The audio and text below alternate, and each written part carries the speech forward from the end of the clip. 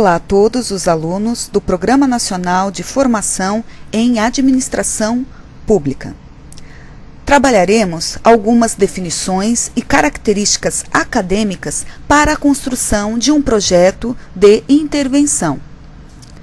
Veremos na etapa 1 a situação-problema com breve análise diagnóstica para a construção de um projeto de intervenção. O projeto de intervenção é um planejamento estratégico situacional, conhecido também como PES, elaborado por Carlos Matos, que surgiu no âmbito do planejamento social, mas vem sendo amplamente adaptado e utilizado nas áreas da saúde, educação e planejamento urbano. Seu formato flexível permite sua utilização em níveis regionais, locais e setoriais, o que permite também manter a qualidade da explicação situacional e a riqueza da análise de viabilidade e de possibilidades de intervenção na realidade.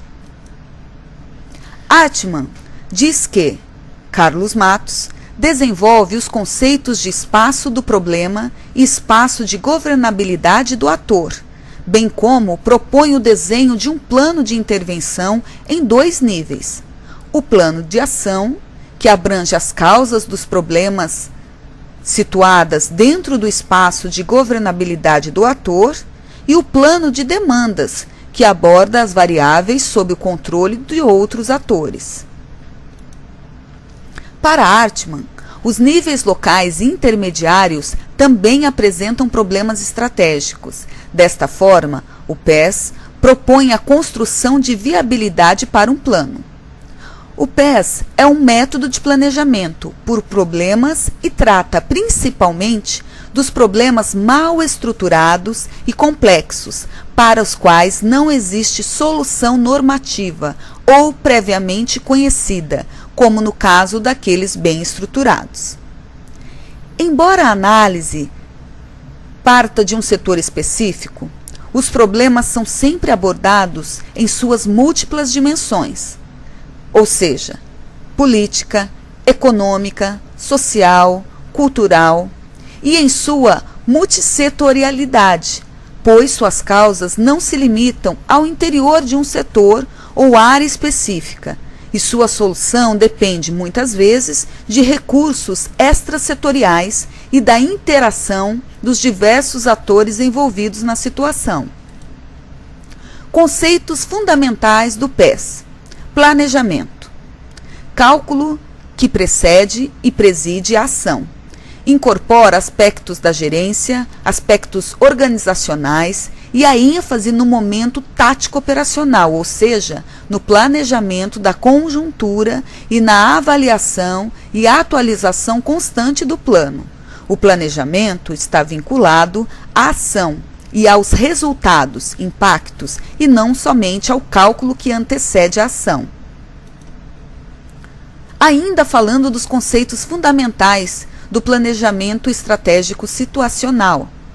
Problema não é apenas um mal-estar ou necessidade sentida pela população. O problema suscita a ação. É uma realidade insatisfatória, superável, que permite um intercâmbio favorável com outra realidade. Este é um ponto muito importante na abordagem matusiana, que significa que um problema nunca é solucionado definitivamente. Mas uma intervenção eficaz na realidade deve produzir um intercâmbio positivo de problemas. Outro ponto fundamental é a necessidade de que seja definido e declarado como problema por um ator disposto e capaz de enfrentá-lo. O ator deve preencher 3 critérios para Matos: ter base organizativa, ter um projeto definido, controlar variáveis importantes para a situação. O ator é um dos conceitos fundamentais do planejamento estratégico situacional. O ator pode ser a direção de um sindicato, uma associação de moradores, ou pode ser uma pessoa, prefeito, secretário de saúde ou de educação. Alguém que deva responder pelo plano. Por exemplo, não seria a Secretaria de Saúde a responsável, mas sim o secretário de Saúde. Um assessor não pode ser o ator do plano, mas pode ser chamado de coautor do plano. Portanto, de acordo com Hartmann, um grupo responsabilizado pela elaboração de um projeto não pode ser considerado um ator. A autoridade que o institui é que representa o ator. O ator assina o plano. Ele controla, pelo menos, algumas variáveis relevantes. Outros autores podem controlar recursos ou variáveis importantes. Ainda, os conceitos fundamentais para a construção de um planejamento estratégico situacional referente ao projeto de intervenção. Os problemas podem ser classificados em bem estruturados, quase estruturados ou mal estruturados. Os bem estruturados e quase estruturados referem-se a problemas que respondem a leis ou regras claras, invariáveis e ou comportamentos previamente conhecidos e cujas soluções podem ser normatizadas. Os mal estruturados envolvem situações problemáticas de incerteza, nas quais não se pode enumerar todas as variáveis envolvidas e que só podem ser tratados a partir de modelos probabilísticos e de intervenções criativas.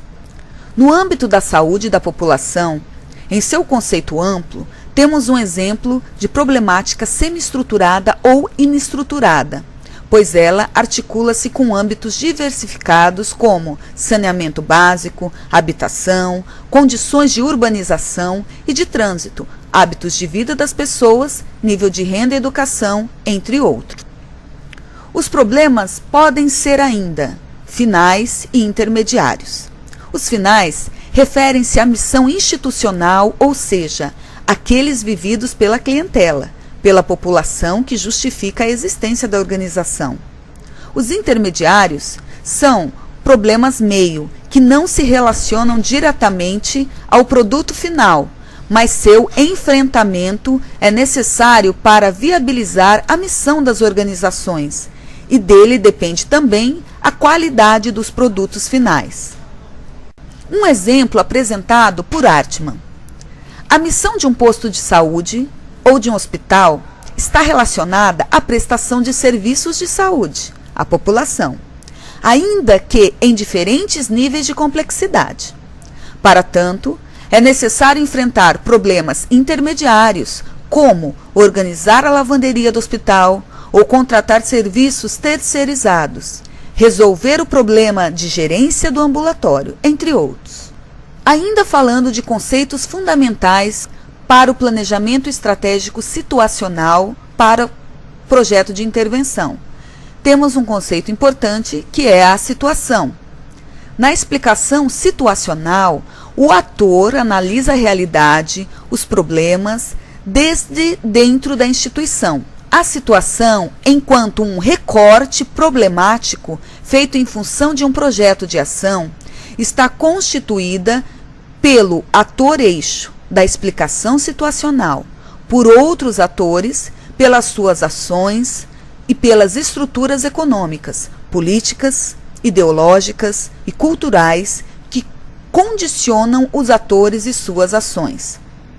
Desta forma, é sempre multidimensional e totalizante, ou seja, refere-se às múltiplas dimensões da realidade.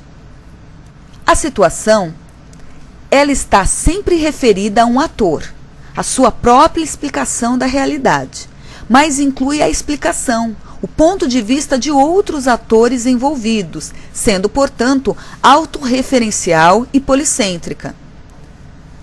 Deve ser rigorosa no sentido de buscar apreender as determinações essenciais, para além dos fenômenos aparentes e das causas imediatas, e para isso não pode prescindir de um modelo teórico de leitura da realidade.